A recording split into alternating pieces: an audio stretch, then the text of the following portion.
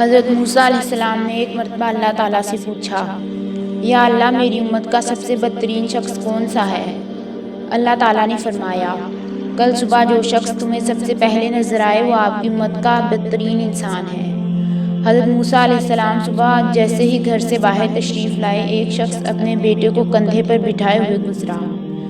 حضرت موسیٰ علیہ السلام نے دل میں سوچا، اچھا تو یہ ہے میری امت کا سب سے برا انسان۔ پھر آپ اللہ تعالیٰ سے مخاطب ہوئے اور کہا، یا اللہ میری امت کا سب سے اچھا انسان کون سا ہے؟ اسے دکھائیں۔ اللہ تعالیٰ نے فرمایا، شام کو جو شخص سب سے پہلے آپ سے ملے وہ آپ کی امت کا سب سے بہترین انسان ہے۔ حضرت موسیٰ علیہ السلام شام کو انتظار کرنے لگے کہ اچانک ان کی نظر صبح والے بدترین انسان پر پڑی۔ یہ وہی شخص جو صبح ملا تھا۔ حضرت موسیٰ علیہ السلام نے اللہ سے کلام کیا، یا اللہ یہ کیا ماجرا ہے؟ جو شخص بدترین تھا وہی سب سے بہترین کیسے ہو سکتا ہے؟ اللہ تعالیٰ نے فرمایا، صبح جب یہ شخص اپنے بیٹے کو کندھے پر بٹھائے جنگل کی طرف نکلا تو اس کے بیٹے نے اس سے پوچھا، ابا کیا اس جنگل سے بڑی کوئی چیز ہے؟ اس نے کہا، ہاں بیٹا یہ پہاڑ جنگل سے بھی بڑے ہیں۔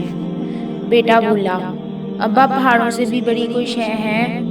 وہ بولا، ہاں بیٹا یہ آسمان پہاڑوں سے بھی بہت بڑا ہے۔ بیٹے نے کہا، ابا اس آسمان سے بڑی بھی کوئی شے ہے؟ باپ نے ایک سرد آہ بھری اور دکھ بھری آواز میں بولا، ہاں بیٹا اس آسمان سے بھی بڑے تیرے باپ کے گناہ ہیں۔ بیٹے نے کہا، ابا تیرے گناہ سے بڑی کوئی چیز ہے؟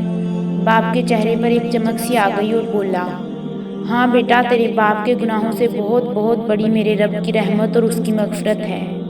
اللہ رب العزت نے فرمایا، اے موسیٰ مجھے اس شخص کا اعتراف گناہ اور ندامت اس قدر پسند آیا کہ میں نے اس بدترین شخص کو تیری امت کا بہترین انسان بنا دیا۔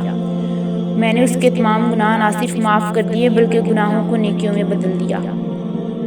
سبق: اپنے رب کے سامنے رونا اور اعتراف کرنا، عاجزی سے اس کے سامنے خود کو جھکا دینا بہت بڑا عمل ہے۔ اگر ہماری ویڈیو پسند آئے تو اسے لائک، شیئر اور ہمارے چینل کو سبسکرائب ضرور کریں۔ شکریہ۔